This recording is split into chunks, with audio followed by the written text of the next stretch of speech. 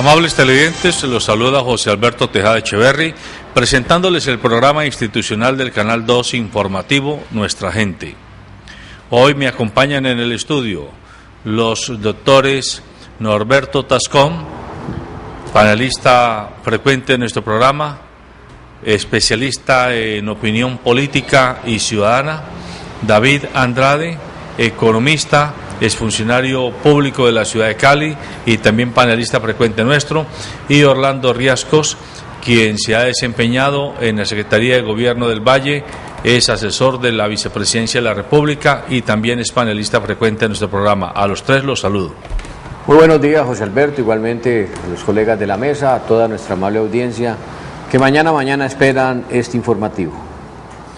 Muy buenos días, muy complacido de estar compartiendo esta mesa con tan ilustres personajes y deseándoles unas felices fiestas a todos los caleños, que celebren en armonía y con paz y felicidad estas fiestas que se avecinan.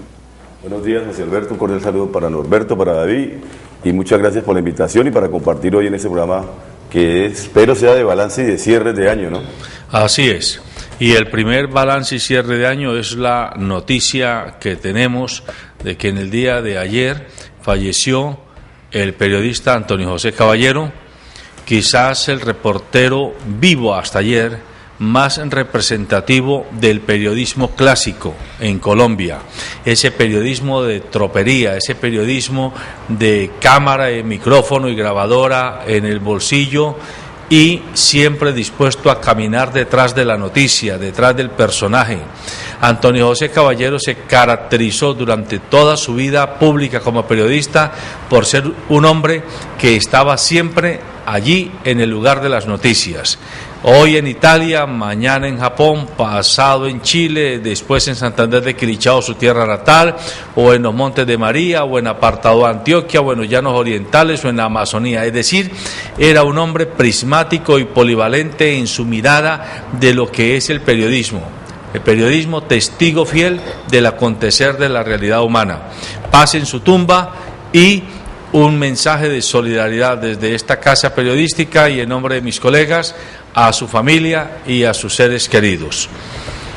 El día de hoy estamos haciendo el último programa de cierre del año 2013 en el informativo Nuestra Gente y le he pedido a mis colegas panelistas que intentemos tomar los 3 o 4 temas más emblemáticos, más robustos, de mayor calado, que hayan impactado para bien o para mal en lo económico, en lo político, en lo social, en lo cultural, en lo ambiental, el devenir de nuestra sociedad, la caleña, la vallecaucana y la nacional.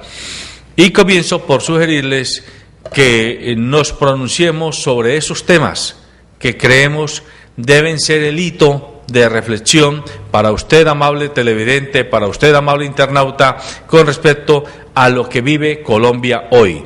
Yo quiero pedirle al doctor Norberto Tascón, líder de la mesa en el día de hoy, que él nos ponga sobre la mesa el tema que considera marcó el país y a la ciudad en este año.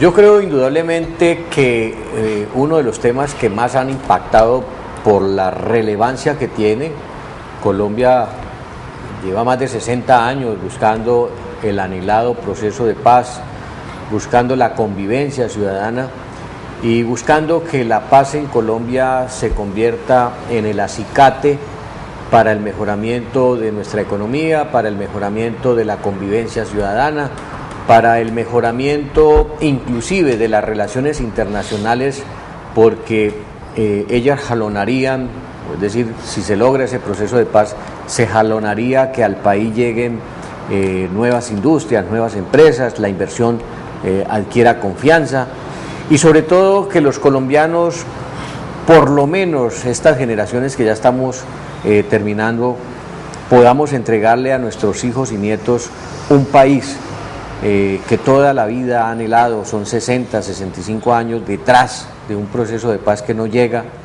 que lo iniciamos y se corta con muchos, diría yo, intrínculos que no se han podido soslayar, pero que al fin y al cabo hoy el país anhela indudablemente que tengamos esa paz.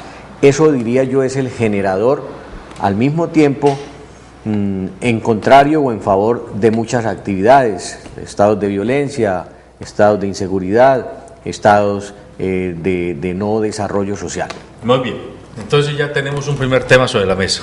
El proceso de negociación con las FARC, a juicio del doctor Norberto Tascón, ha sido un hito que marca un antes y un después en Colombia. David Andrade.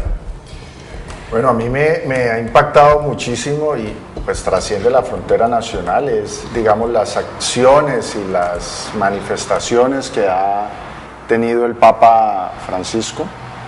Yo creo que lo que el Papa Francisco está generando en la Iglesia Católica y el liderazgo que creo que no es de la Iglesia solamente, sino que trasciende a la humanidad entera, está mandando unos mensajes muy claros a la sociedad, a los líderes políticos, económicos y sociales sobre cómo asumir su verdadero rol de liderazgo y me parece una verdadera revolución, una verdadera transformación que debemos resaltar, que debemos interiorizar, quienes sean católicos o quienes no. En mi caso no profeso, digamos, una religión de manera específica, pero el liderazgo del Papa Francisco ha significado y debe significar una transformación importante, digamos, en la manera, sobre todo de los líderes que manejan los asuntos políticos y económicos. Muy bien, ¿y usted, mi querido Orlando?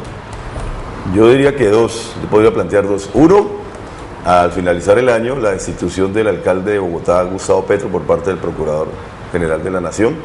Creo que es un tema controvertible, un tema que hay que discutir, que todavía no se ha resuelto y que ha generado un escenario y un movimiento de la política fuerte aquí en Colombia.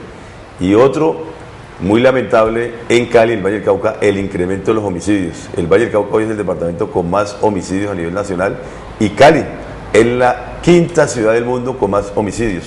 Eso me parece muy grave. Yo creo que hay que mirar las causas de esos homicidios, la violencia que generan los barrios, porque no solamente la violencia hoy guerrillera, que muy bien ha dicho aquí mi estimado doctor Tascón, sino también la violencia que se hace en los barrios, en las comunas, los atentados que hay en nuestra ciudad. Perfecto, entonces a partir de ese primer paneo donde está el tema del proceso de negociación con las FARC, el liderazgo del Papa Francisco, la destitución del alcalde Petro y el problema de violencia, incremento de muertes en la ciudad de Cali, propongo que tratemos de ahondar en algunos aspectos, en algunas ventanas de esas temáticas para claridad y pedagogía de nuestros televidentes. Y yo quiero comenzar por lo local. Quiero pedirles que nos refiramos al tema precisamente porque a propósito de la muerte de Antonio José Caballero, la última columna que Antonio José escribió para el periódico El País era sobre el problema de por qué la Tercera Brigada se ha negado reiteradamente al plan desarme.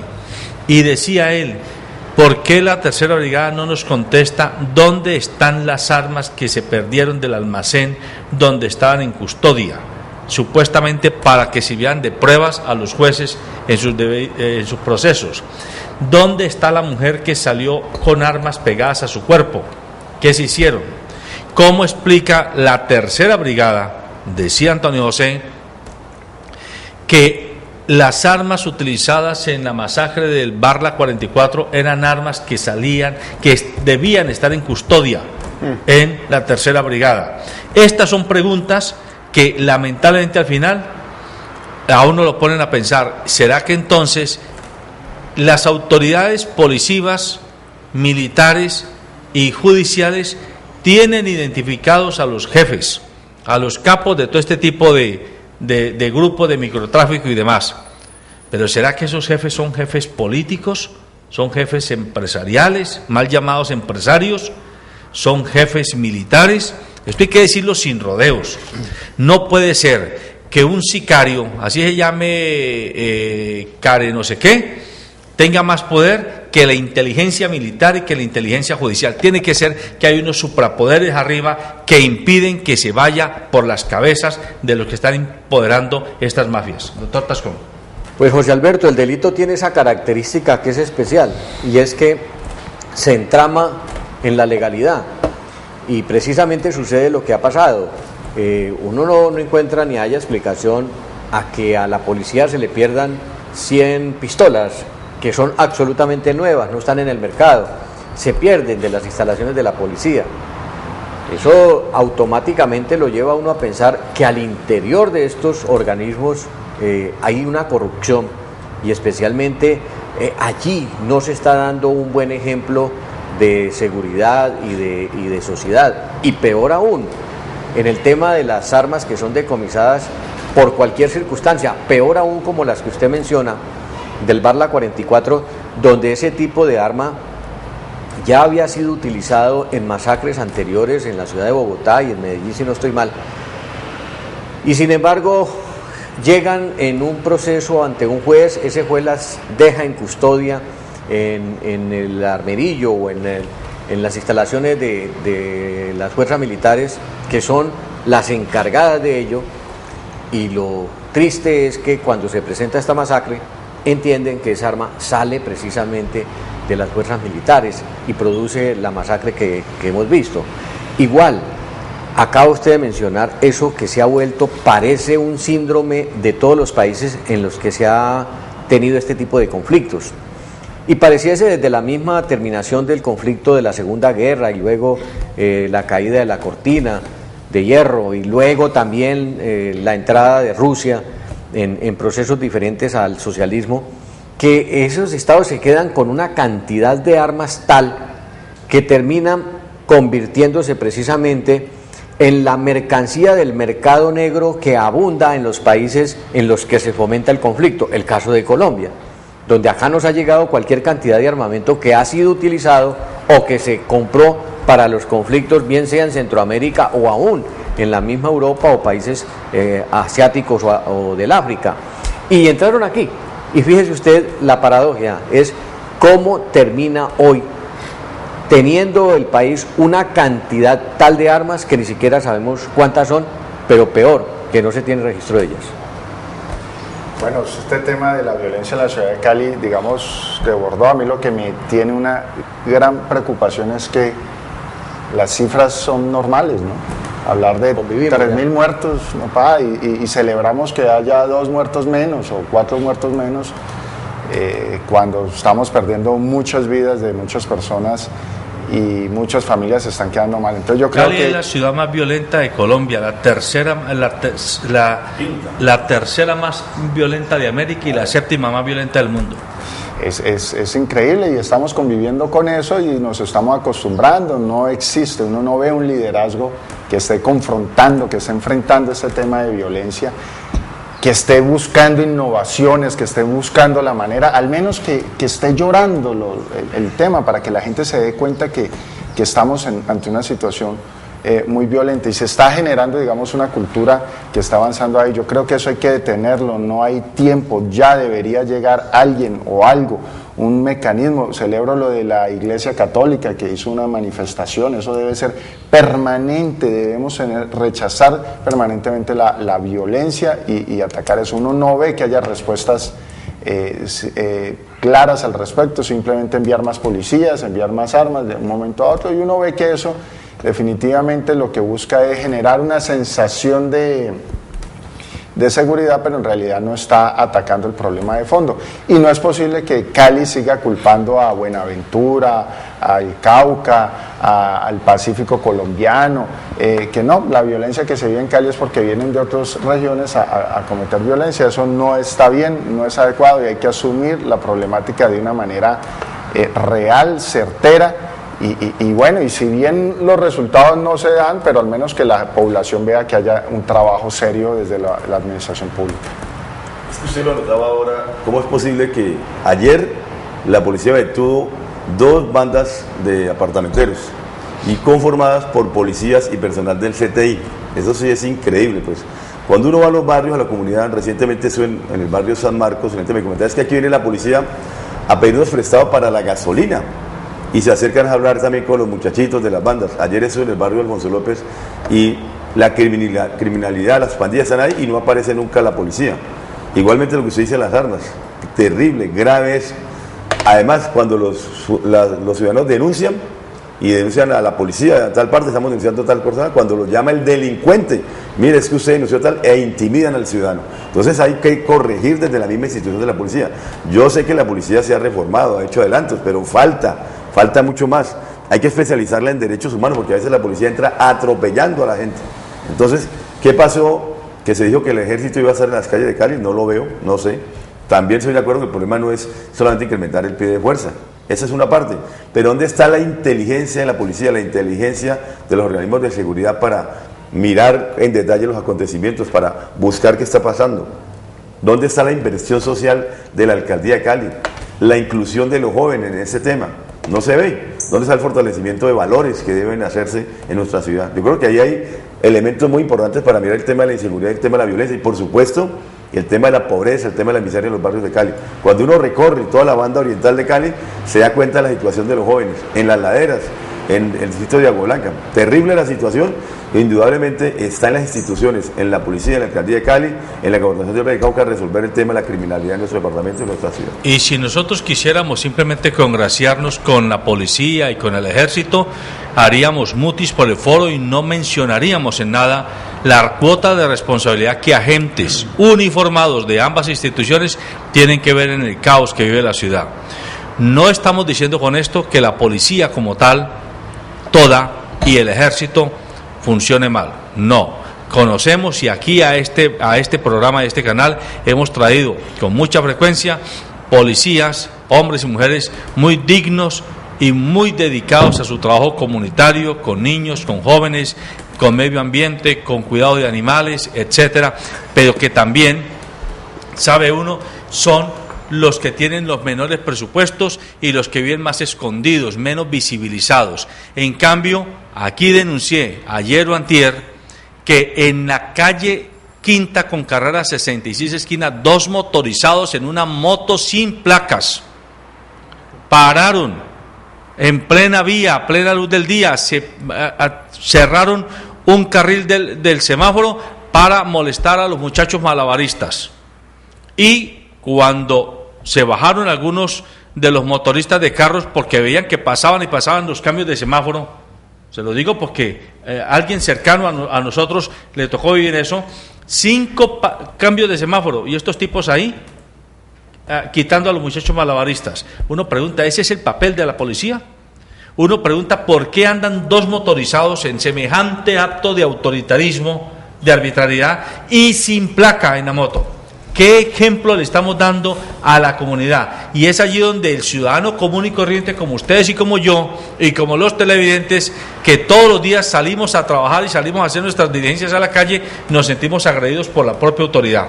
Ese es el punto que queremos dejar sentado. Es un llamado a las autoridades de la policía y a las autoridades del ejército, porque no podemos aquí hacer espíritu de cuerpo, que no hable de policía porque eso es atentar contra el Estado de Derecho, que no hable del ejército porque es atentar contra la democracia. No, señor, hay que decir y denunciar lo malo que hacen ciertos individuos y ciertos grupos dentro de la policía y dentro del ejército. Pues, José Alberto, esa es una conclusión lapidaria indudablemente, porque el grado de desconfianza que se tiene ya de la policía en este caso no es inventado por la sociedad. No es que nos estemos imaginando que es que odiamos la policía o no creamos en la policía. No, es que los hechos que se están dando a su interior, lamentablemente, pues no demuestran nada distinto. Esto que acabó de pasar ayer y lo que pasó la semana anterior en el municipio de Tuluá, donde la misma policía ha comenzado a descubrir que las bandas son casi que fomentadas, si no dirigidas, por personal de la policía, y ni siquiera retirado, activo, claro. Activo. ¿Qué significa eso? Pues que tienen una patente corso para tratar de cometer todos estos ilícitos, porque ya llegar al extremo, por ejemplo, de lo que estamos viendo, de ser apartamenteros, por Dios, ya eso es el degradamiento de la criminalidad en manos de estas personas, y yo sí creo que tiene que existir, el Estado va a tener que crear una especie de cuerpo que investigue a sus mismas autoridades, no solamente en la policía, sino en el mismo ejército, las fiscalías, es decir, una especie de grupo élite que se trate de investigar a sí mismo, porque ya estamos perdiendo la confianza en las autoridades y eso es mucho más dramático que la misma violencia. ¿Por qué? Porque no se va a tener capacidad para denunciar por todos los elementos que ustedes han dicho. No se va a creer en ellos porque no hay reacción de ellos. Además, pues una ciudad llevada por el crimen y por la violencia con este combustible que le está tirando la policía, pues sencillamente, hombre, yo creo que esto no va a terminar en buen sitio, y qué lamentable, pero aquí hay que hacerle un llamado a ese cuerpo importante que es la policía. Tienen que a su interior comenzar a pensar qué es lo que está pasando y qué es lo que se está haciendo, porque yo veo que los requisitos para ahora ingresar a la policía no eran como antes, pero era simplemente venga que no tenemos policías. Ahora le colocan cualquier cantidad de requisitos y demás, pero parece que se quedan hasta la entrada de esos muchachos al cuerpo de la policía. De ahí en adelante no hay una especie de contrainteligencia, para llamarlo de alguna manera, que identifique efectivamente que hay esos abusos de autoridad. Perfecto. Yo les voy a sugerir a ustedes que toquemos otro tema, porque quiero pedirles que toquemos los 4 aristas que ustedes sugirieron, y si nos queda tiempito tocamos uno más, si hay lugar. El caso del Papa Francisco. ¿Por qué el Papa Francisco está significando un cambio de estilo, una nueva actitud en cuanto a los líderes, en este caso de la Iglesia Católica, en su conversación con el mundo, tanto el mundo que acepta el credo católico como el mundo que no lo acepta pero que interlocuta con él? ¿Cuál es, a juicio suyo, Orlando, el valor, lo notable, lo nuevo que tiene la actitud del nuevo Papa que tiene la Iglesia Católica hoy? Primero, su carácter, su manera sencilla, su cotidianidad, su manera de expresarse con la gente, de llegar a los más humildes, llegar a las personas, digamos, distintas, diversas, de permitir ciertas cosas. Por ejemplo, el tema de la homosexualidad, el tema de los que no están en la Iglesia Católica. Me parece que es un papa democrático, alternativo, es una persona sencilla, que se ve con el pueblo. De pronto él no quería ser papa, como lo manifestó, pero yo creo que hoy está poniendo a la iglesia en un nuevo eslabón, o sea, que está con la gente, que está con, digamos, con los sectores más pobres, los sectores más excluidos, que está contra todo tipo de lujos. Yo creo que hay un mensaje muy fuerte, y sobre todo la sencillez de él, una persona que le gusta el fútbol, mejor dicho, una persona que es un ser humano, que es natural, y eso es lo que más gusta del Papa. Vea, déjeme, yo le hago una pregunta a usted. Como su jefe es Angelino Garzón, y Angelino es tan católico, tan cercano a la Iglesia Católica, ¿él se ha acercado al Papa Francisco y usted va detrás de él o no? No, él se ha acercado al Señor de los Milagros de Buga, que es el que se encomienda siempre, pero seguramente también tendrá su visión sobre el Papa. Y no, yo creo que antes que la religión, para mí es la espiritualidad. Yo creo que indudablemente hay energías positivas, hay unos valores supremos muy importantes que mirar, y por supuesto la religión católica juega un papel muy importante en nuestra sociedad, y hay que tenerla en cuenta, porque lo que decía ahora David, o sea, por ejemplo, la iglesia de Cali ha estado por el desarme, hizo una marcha grandísima, y están muy activos en el tema de la civilidad, y eso me parece bien, que juegan un papel destacado. Monseñor Darío Monsalve está jugando un papel también muy interesante en la ciudad de Cali. Ese Papa que encarna, digamos, muchos líderes de la iglesia que han abandonado las comodidades que le puede dar la burocracia eclesiástica, y que se han metido con el pueblo, y que han abrazado la pobreza, y que han besado a los enfermos, y que esos son los líderes que necesitamos, no solo en la iglesia, sino en la vida política, en la vida económica, en la vida social. No podemos seguir teniendo líderes o personas deslumbrados simplemente por el ego o por el ejercicio de alabarse su propia imagen. Yo creo que lo que está pasando en la Iglesia Católica es un mensaje claro de que sí se puede cambiar y se puede transformar. Estamos hablando de la Iglesia Católica, aquella que supuestamente domina el mundo junto con 4, 5 o 6 organizaciones más. Más de 1.000 millones de seres humanos siguen la Iglesia Católica. Y ha llegado un tipo que al menos está diciendo que hay que acabar. Yo digamos, he leído mucho sobre él, pero tuve el fin de semana la posibilidad de ver un video cuando le dice a los obispos: podemos ser pecadores, sean pecadores, no hay problema, pero corruptos no. Y no lo dice simplemente como una frase, una cosa es leerlo y escucharlo, otra cosa es verlo. Lo dice con ojos y con un dedo señalando y acusando y advirtiendo que los corruptos, los obispos corruptos, deben salir. Y estamos hablando de una vaina superpoderosa. Si el Papa, es posible que empiece esa guerra contra la corrupción que hay sin duda en el Vaticano, en el Banco Ambrosiano se llama, ¿no? Sí.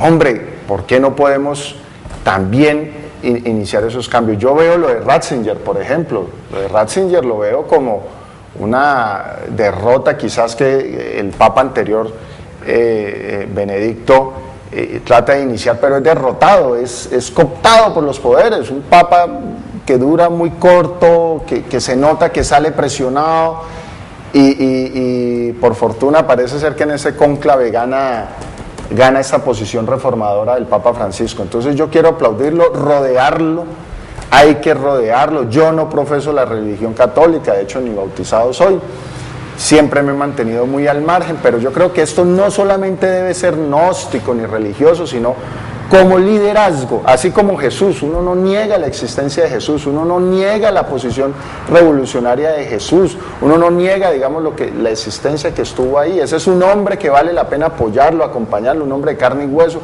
que generó y transformó, y mire las implicaciones que tiene, digamos, en las sociedades actuales.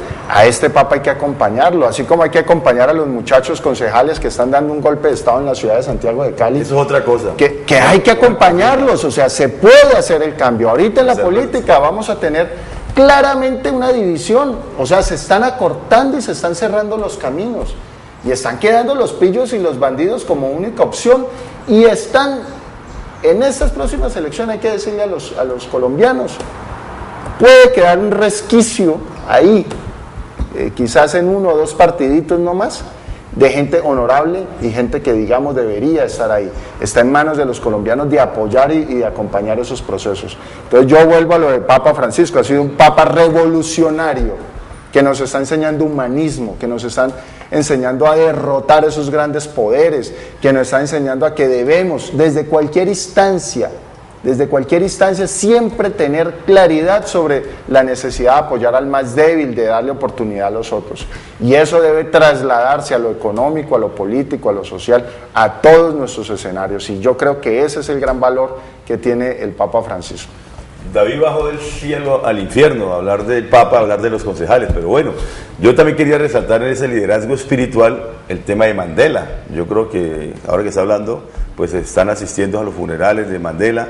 Yo creo que Mandela, precisamente en el proceso de paz, es un ejemplo grandísimo de la reconciliación, de la paz, de cómo la diversidad se puede tratar. Algo que también quería mencionarlo, porque David tiene razón en eso. O sea, el liderazgo del Papa, indudablemente que está vivo, pero también un homenaje a Mandela, pues, que acaba de morir y que nos dejó ese legado, esa historia de reconciliación, de la lucha contra el racismo, contra el apartheid, y quiero pues resaltarlo como un hecho importante que ha ocurrido este año. Pues ojalá nuestra clase dirigente, mi querido Orlando, tomara ese mensaje de Mandela y del mismo Papa, de bajarle al odio, de perdonar.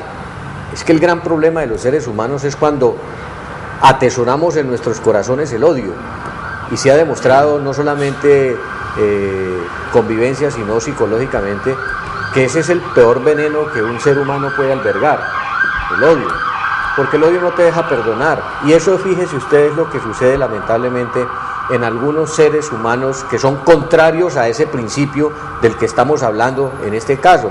Es el caso del procurador. El procurador parece que es un hombre lleno de odios, así como el expresidente Uribe es un hombre lleno de odios. No permite que su corazón salte y suelte ese aspecto tan visceral que fue la muerte de su padre. Lamentablemente no hemos podido definir, porque son muchos los cuestionamientos que se hacen, pero nunca se ha sacado de su corazón ese odio por la muerte violenta de su padre, que hace que odie a los guerrilleros, que odie a todo el que está en determinado momento apareciendo, o por lo menos emergiendo en el país con posturas diferentes.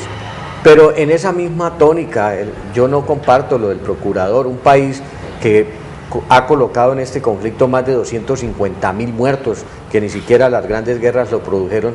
Pues hoy estemos con la tranquilidad sencillamente de decir, si ustedes, y se va a la Corte a hacerle prácticamente zancadilla al proceso, pidiéndole a la Corte Penal Internacional que le pongan mucho ojo sin siquiera haberse firmado el tratado, porque aquí es que va a haber un rol de impunidad total. Eso debe llamarnos la atención para censurar ese tipo de personas que yo diría son la especie de quintacolumnas que se meten en cualquiera de los procesos. Pero retomo el tema esencial. Yo creo que el tema del Papa ha marcado también en la Iglesia otro antes y después, porque la Iglesia venía en un estado de corrupción, y usted lo planteó, David, el tema donde el dinero se mete en la Iglesia y corrompe unos obispos y hacen desmanes al interior de la misma Iglesia, utilizando los dineros para cosas distintas. Este Papa arranca, y yo diría que pone en la tierra a la Iglesia y le dice a los curas: hombre, déjense de estar ustedes pensando en otras cosas y dediquémonos a nuestra labor pastoral.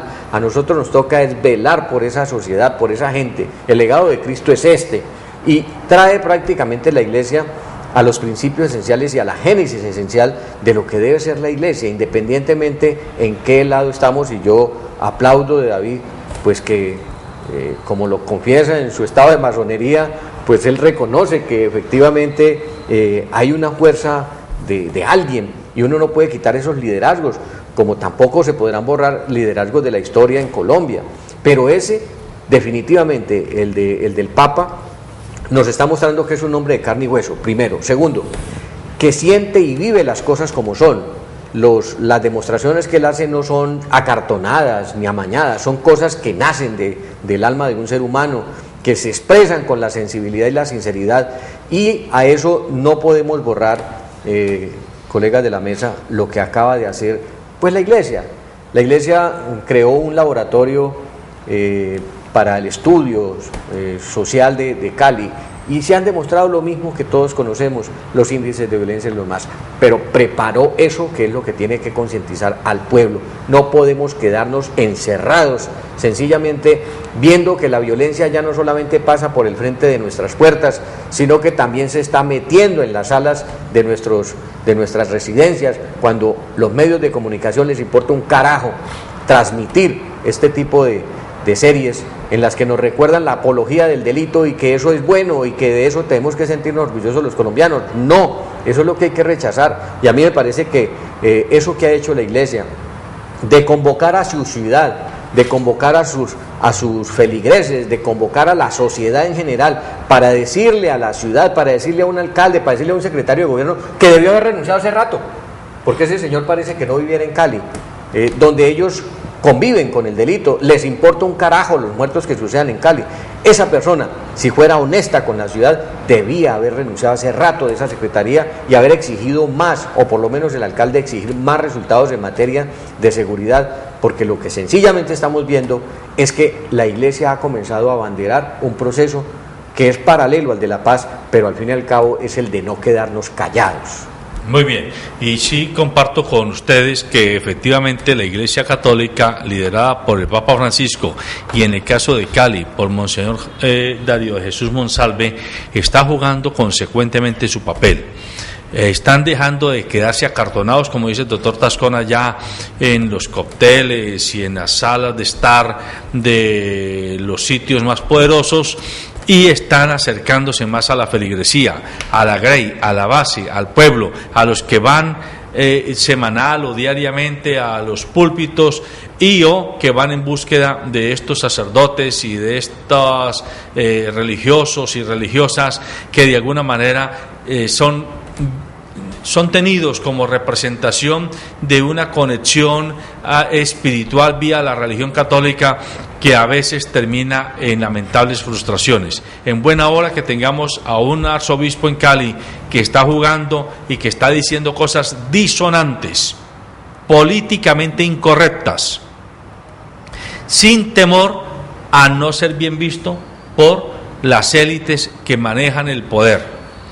Pero ustedes ahora les voy a pedir que abramos otra ventana, la ventana de Petro y el procurador, pero no para repetir lo que ya sabemos todos que ha pasado, etcétera.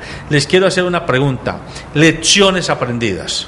¿Qué lección debe aprenderse desde el punto de vista de la estructura, de la arquitectura constitucional del país, y desde la estructura de la gerencia pública que requiere el país? Porque un alcalde es un gerente público, y desde la capacidad de convocatoria política que cualquier movimiento tiene frente a sus electores. Lecciones aprendidas, constitucionales, gerencia pública y política. ¿Quién arranca? A ver. Bueno, arranquemos. Creo que lo primero es que los constituyentes del 91 se equivocaron. Ayer el vicepresidente Jalino Garzón lo reconocía cuando en la Constitución del 91 le dejaron suprapoderes a la Procuraduría General de la Nación y digamos a algunos organismos de control, donde no está ni siquiera la segunda instancia. Yo creo que es un tema que hay que revisar y ahora, antes de iniciar el programa, lo revisamos. ¿Cómo es posible que el procurador, digamos, en un abuso de poder, no investigue al alcalde Gustavo Petro, investiga a Gustavo Petro por temas administrativos, cuando pueden haber errores, desequilibrios o cosas, pero no da para fallas disciplinarias? Ahí hay un abuso, y es un abuso de poder del procurador. Lo segundo, yo creo que hay una gran convocatoria de Gustavo Petro. Gustavo Petro convoca a la gente de la ciudadanía, de la plaza pública, a protestar contra una medida injusta. Y entonces muchos dicen que se está rebelando contra las instituciones, se está rebelando contra los fallos. No, lo está haciendo de una manera pacífica, de una manera democrática, pero está diciendo no compartir esa decisión. Yo creo que hay otra lección aprendida también, porque ha sido el único de los tantos investigados, de los tantos destituidos por el procurador que se ha atrevido a levantarse y decir que el pueblo lo apoye. Entonces yo creo que hay dos lecciones aprendidas. Y por supuesto en el tema de las fallas administrativas hay que revisar que efectivamente se haga bien la tarea, que se cumpla. Seguramente no hubo previsión en algunos actos administrativos del alcalde Petro en el tema de las basuras, o seguramente le tocó a la marcha, porque era un proceso que venía anteriormente, que tuvo que hacerlo a instancias de la Corte Constitucional, que ya tenía fallos, que tenía que hacer licitaciones y tocó hacerlo a carrera. Y además el saboteo que hubo de parte de los privados, que ya lo denunció el concejal Tapias. Muchas de esas cosas ocurrieron y yo sí creo que también hay que decir que una cosa aprendida es que en Colombia hay complots políticos cada ratico, el complot del expresidente Uribe con el procurador para cambiar al alcalde de Bogotá y buscar que haya otro alcalde en el próximo periodo. Bueno, yo creo que, y me devuelvo al tema anterior también, la máxima lección que hay que aprender es que la legalidad en este país va por un lado y la legitimidad va por el otro. Eso hay que tenerlo muy claro. Que el procurador había destituido 200, 300 alcaldes, que había destituido 10 o 12 gobernadores, y nadie había dicho nada. ¿Por qué con Petro sí la gente brinca? Porque ahí hay definitivamente una labor que ha hecho el señor Petro, que es ganarse la legitimidad.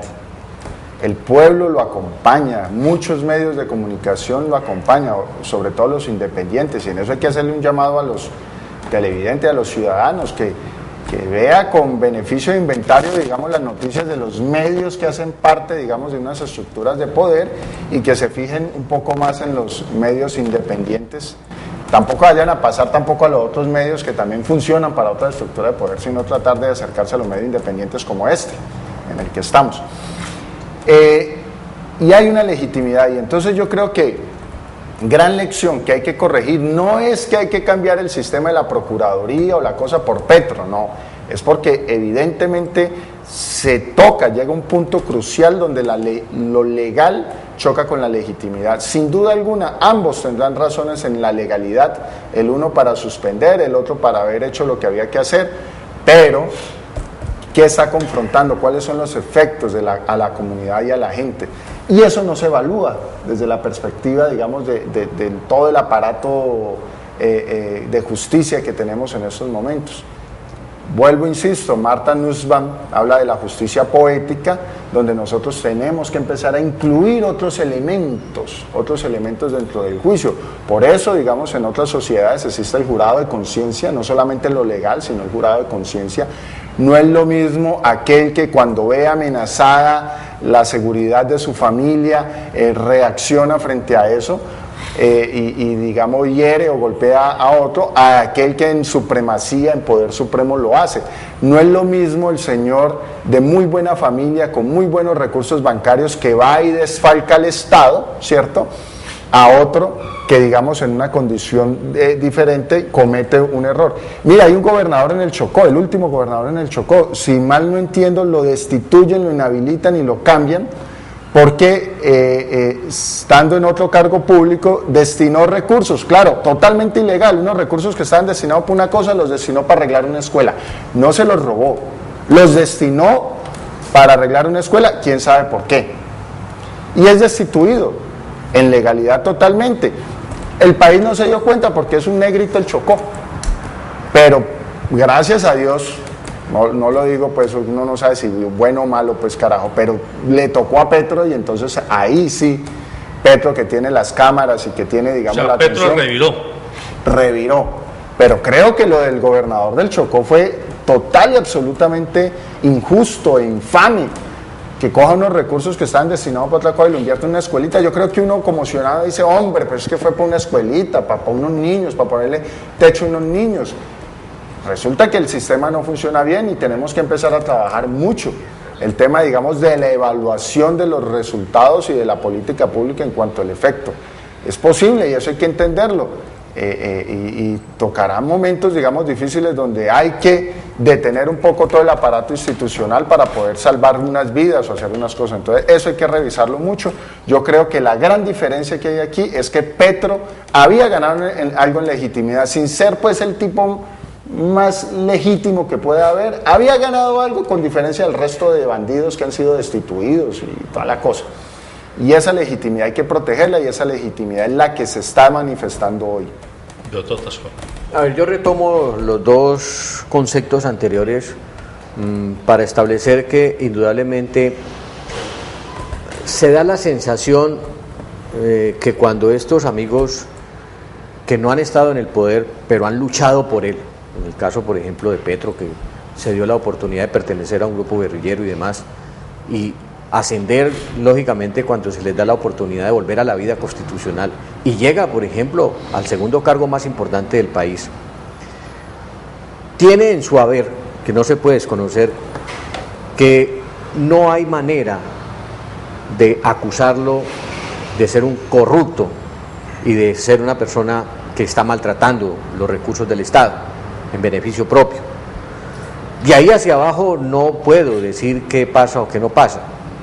Pero me parece que la conclusión de todo esto es que estas personas cuando llegan allí se olvidan de la institucionalidad y de las condiciones jurídicas que se deben mantener. Y yo creo que ahí está el error de Petro.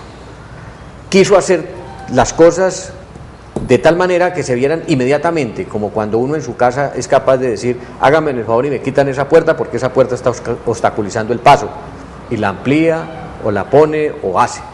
Desafortunadamente el Estado, la tramitomanía, la juridicidad y toda esta serie de cosas impiden que a veces se puedan hacer las cosas con más rapidez y caemos desafortunadamente en lo que estamos viendo, unos excesos por cuenta de quien le toca legitimar los procesos disciplinarios o quien disciplina a las personas por excesos o por defectos, pero se queda en el ambiente algo. Y es que el procurador, este procurador y algunos otros, les apetece comer bien. Y alcalde de Bogotá es bocato de Cardinale. Y ese era un buen elemento al que había que tener como para decir, aquí está la cabeza de alguien importante, y se paran en la plaza pública a mostrar su fuerza. Eso lo condeno. Y eso es lo que me parece deslegitima las instituciones. Yo estoy de acuerdo que la figura de la Procuraduría tiene que existir, claro, y me parece que es una figura que bien manejada le produce al país buenos réditos, pero lo contrario es lo que estamos viendo. Mientras en Bogotá no necesitan sino 2 meses o de 1 mes para coger el alcalde y ponerlo en la pira pública y sacar su cabeza como la recompensa a la gestión del procurador, nosotros vemos casos de aberrante corrupción donde el procurador no hace nada, y peor, lo digo con beneficio de causa. Muchas veces en la Procuraduría de ese nivel hacia abajo lo que hay son unos verdaderos peajes, donde en la primera instancia condenan a alcaldes, condenan a funcionarios, condenan a todo el mundo y casi que le ponen una soga en el cuello y apretan de tal manera que saque la lengua, pero esa lengua es sencillamente para adornar lo que sigue en la segunda instancia, que en un proceso donde sancionan en 10 años, al mes o a los 2 meses, en la segunda instancia desaparece totalmente ese muy proceso. Seguramente con el manejo que le dé a los recursos públicos que tiene el se lo digo el con procesado. beneficio de causa, sé de las personas, porque muchos de ellos me lo han confesado, mire, yo tuve que quitarme ese San Benito de encima, pero me tocó pagar adentro. Eso es corrupción, Eso es lo que estoy diciendo desde hace rato. Hay que crear una especie de grupo élite que investigue las instituciones hacia adentro, porque es que ese tipo de corrupción también es muy dañino para el país. Pues es importante intentar concluir, pues si se puede decir concluir, porque es un tema muy complejo, que efectivamente aquí la discusión no es si la Procuraduría ejerció o no ejerció un papel constitucional, sino cómo lo ejerció, con qué intereses y con qué intencionalidades. Y también discutir de cara al futuro hasta dónde los ciudadanos perdemos nuestro voto. Porque es que Petro tiene razón, es que 700 y pico mil de personas en Bogotá votaron por Petro. Y hoy, por una decisión administrativa de un funcionario no elegido, esos 750.000 votos se van a la basura. Porque mañana, a discreción del presidente de la República y seguramente por presiones inconfesables, terminará funcionando y ejerciendo la alcaldía de Bogotá una persona que no era precisamente la que querían, por la que apostaban los electores. Pero está diciendo algo muy grave el doctor Tascón, que no por grave no es cierto, al contrario, es grave porque es muy cierto. Es que es un secreto a voces que el derecho y el poder judicial está cooptado por mafias, y eso hay que decirlo sin rodeos, eso hay que decirlo sin titubeos.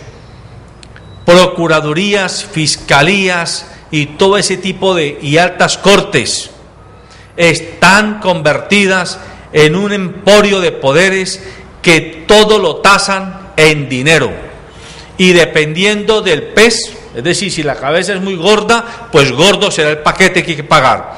Entonces podrán decir que estamos diciendo cosas que no deben decirse porque están mal vistas. Pues yo no sé si estarán mal oídas, más que mal vistas. Pero lo cierto es que este país es un país hipócrita, que prefiere cerrar los ojos ante la realidad que no abrirlos y entender que, como lo dice David Andrade, una cosa es la aplicación de la ley y otra cosa es la legitimidad de quién y cómo se aplica la ley.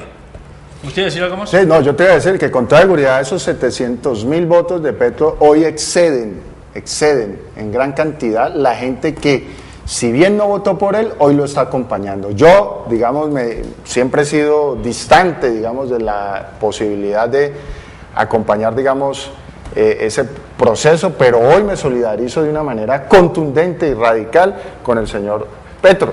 Va a salir, o sea, Petro no, o sea, eso no tiene vuelta de hoja, va a salir y va a terminar allá, pero eso no puede quedar así, es lo que yo he dicho, hay que acompañar a estos líderes, hay que acompañar el liderazgo, el de Francisco y lo que está ocurriendo en muchos escenarios, porque sí hay gente, hay gente correcta, y yo creo que Petro hoy, mal que bien, lo convirtieron en eso, en un símbolo de la legitimidad. En estos últimos minutos, por favor, un mensaje de ustedes con respecto al proceso de negociación con las FARC. Más allá pues de saludarlo y que nos parezca interesante, yo quisiera pedirle a cada uno que trate de puntualizar un aspecto, cualquiera que sea, por el que merece la pena seguir peleando por este escenario. Yo creo que había que separarlo de la reelección de Santos. Es un poco difícil, pero yo creo que no hay que mirarlo en esa tónica. Lo segundo es que es indudable que hay que acelerar el proceso y que la guerrilla de las FARC debe decir ya vamos a dejar las armas. Nosotros como M19 hace 25 años dijimos no a las armas, sí a la política, sí a la vida civil. Yo creo que las FARC hoy están en mora de eso, de dar ejemplos al país y acelerar el proceso, porque es que esto no puede dilatarse con los temas, que las comisiones que va y viene. Y en eso las FARC son, digamos, expertas. Y el gobierno nacional cae en esa situación por la reelección, porque le interesa también mantener el Petro allí. Yo creo que hay que acelerar, por eso decir sí a la paz, dejación de las armas, y que la guerrilla de la FARC se conviertan a la vida civil, y que por supuesto este proceso de paz traiga algunas reformas necesarias para el país, sobre todo en el tema político y en el tema electoral. Muy bien, antes de darle la palabra a los otros dos panelistas, hay un televidente en la línea. ¿Quién nos llama? Buenos días, doctor Tejada. Habla Melquisedec. Buenos días, Melquisedec. Bueno, aquí sobre esto, yo voy a decirles a ustedes que a través de la historia se ha violado el derecho del constituyente primario. Nosotros tenemos el Estado Social de Derecho, que es el artículo 1 de la Constitución, y el tercero es donde reside la ciudadanía del pueblo. Nosotros elegimos a todos los dignatarios del país para las distintas corporaciones.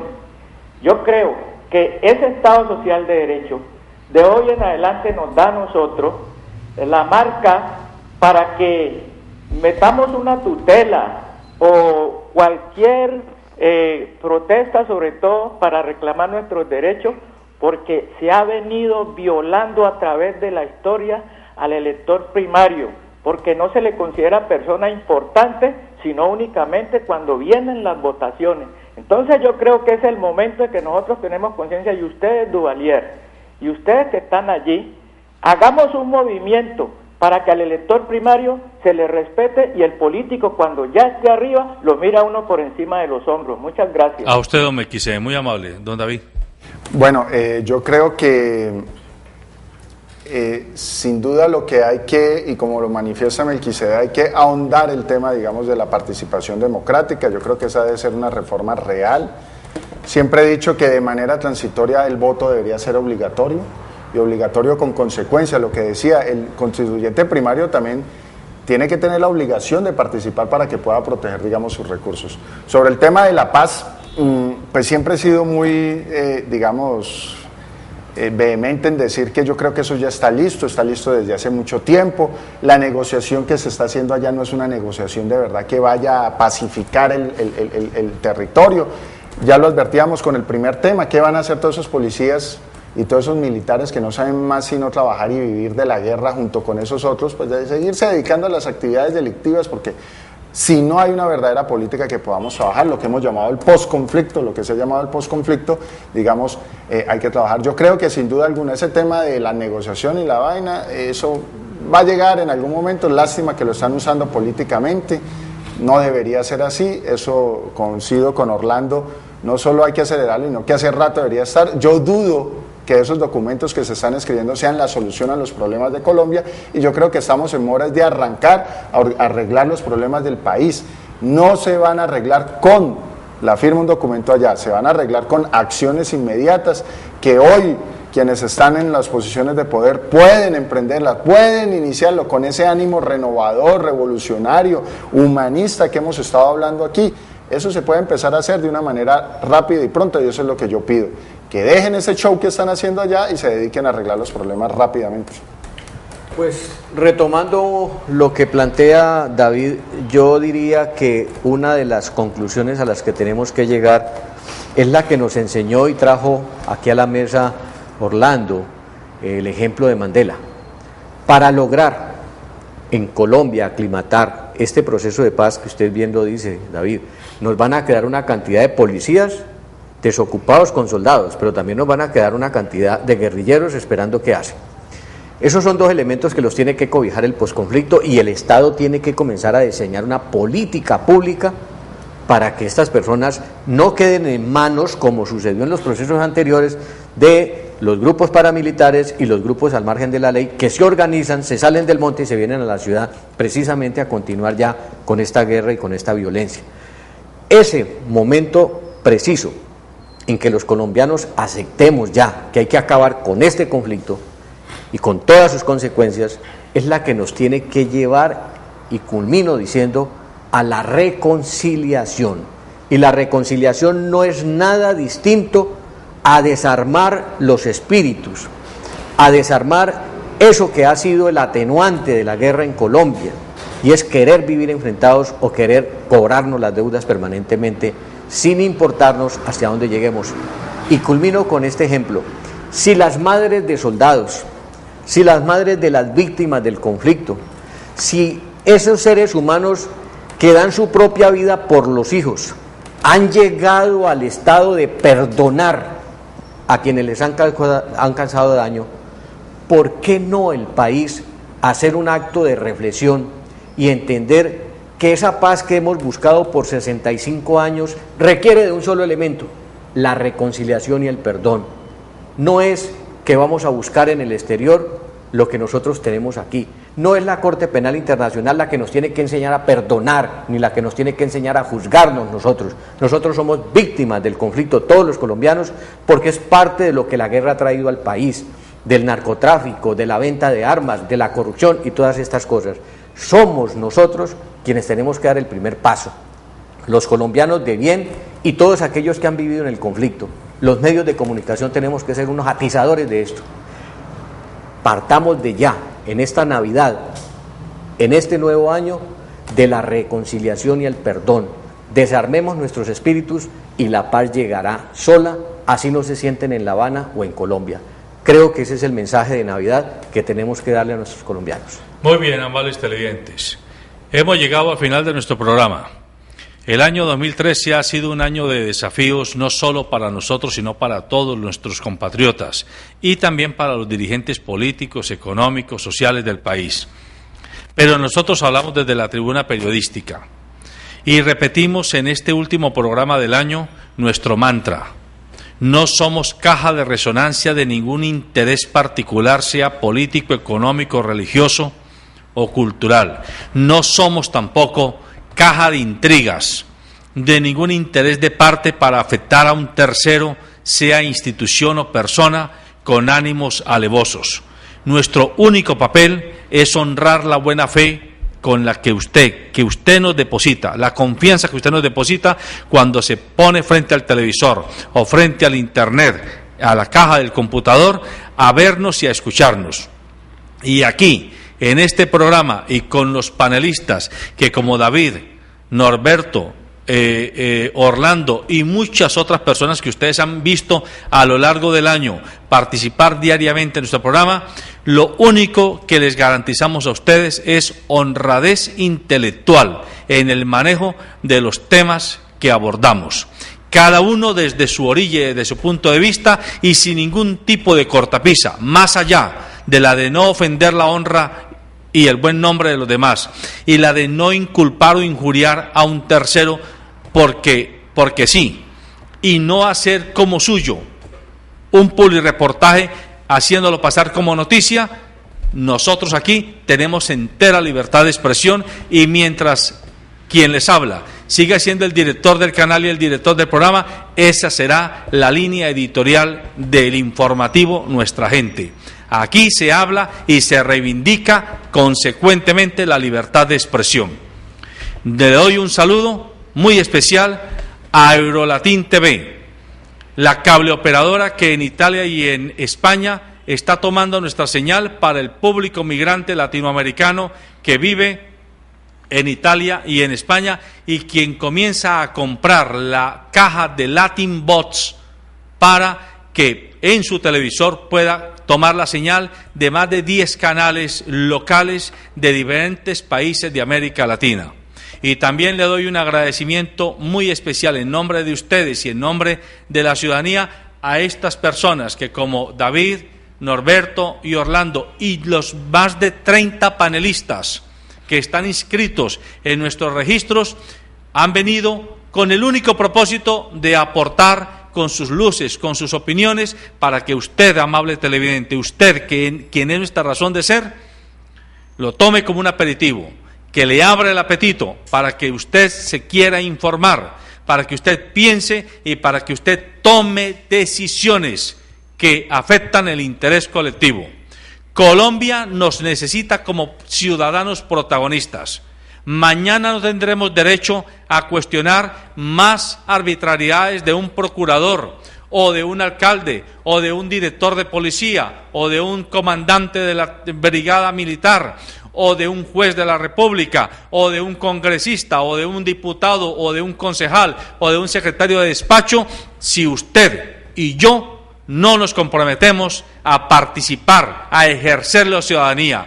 Ejercer ciudadanía es consolidar democracia, y consolidar democracia es reivindicar el derecho de todos a ser incluidos. Buenos días.